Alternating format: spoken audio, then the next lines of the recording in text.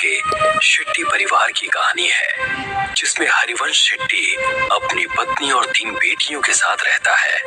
हरिवंश पेशे से इंजीनियर है और अपनी तीनों बेटियों को बहुत पढ़ा लिखा कर अपने पैरों पर खड़ा करना चाहता है। गांव के सभी लोग हरिवंश को बेटियों की पढ़ाई के बजाय उनकी शादियों के लिए पैसे जोड़ने की सलाह देते हैं, मगर हरिवंश शेट्टी अपनी मर्जी का मालिक है। वो किसी की नहीं सुनता सिवाय अपने। एक दिन अपने ऑफिस जाते हुए हरिवंश को रास्ते में उर्मिला चाची मिलती है।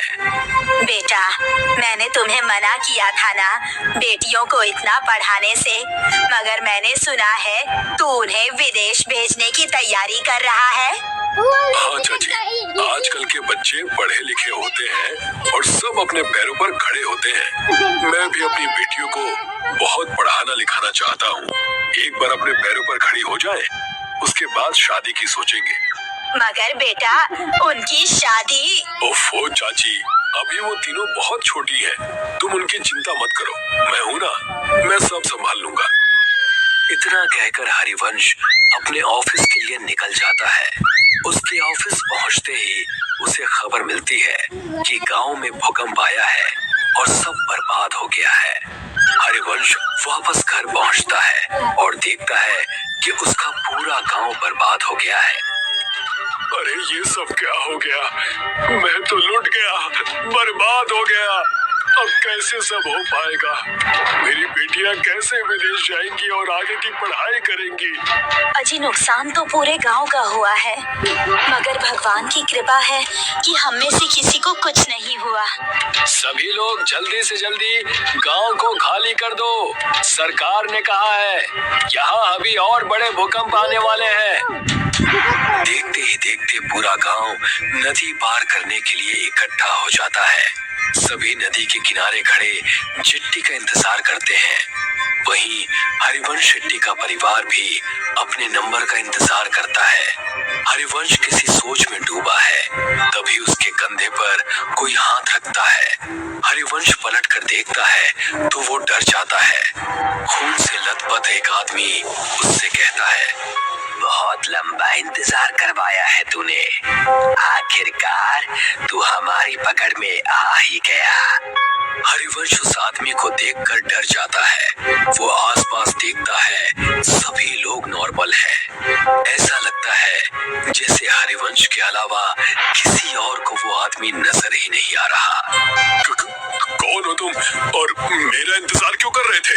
आत्मा कुछ कहती कि तभी हरिवंश की सबसे छोटी बेटी उससे कहती है, पापा, हम कब से यहाँ इंतजार कर रहे हैं। सबका नंबर आ रहा है, मगर हमारा बोट में नंबर ही नहीं आ रहा। अब तो मुझे बहुत जोर से भूख भी लग रही है।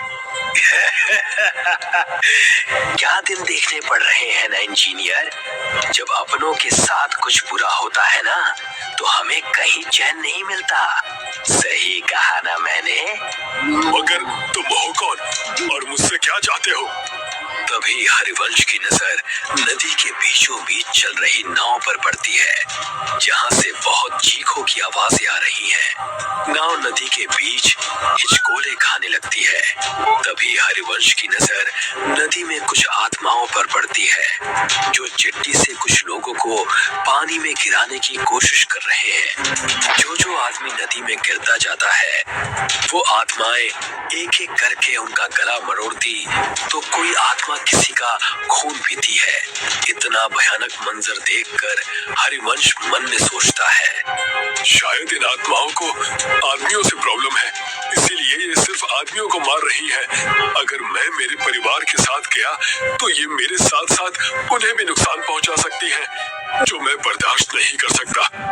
इतना सोचते हुए हरिवंश वहां से उल्टा गांव की तरफ भागना शुरू करता है और उसके परिवार वाले उसे वापस आने को कहते हैं। अरे, वहाँ कहाँ जा रहे हैं आप? गांव में खतरा है, लौट आइए। हाँ पापा, वापस आ जाइए ना प्लीज। वहाँ मत जाइए ना पापा, वापस आ जाइए ना। मगर हरिवंश किसी की नहीं सुनता और गांव के अंदर भाग जाता है। वो जैसे ही गांव में जाता है, वो देखता है वहाँ कोई नहीं है। एकदम सन्नाटा छाया हुआ है। हरिवंश अपने उजड़े हुए गांव को चारों तरफ से देखता है।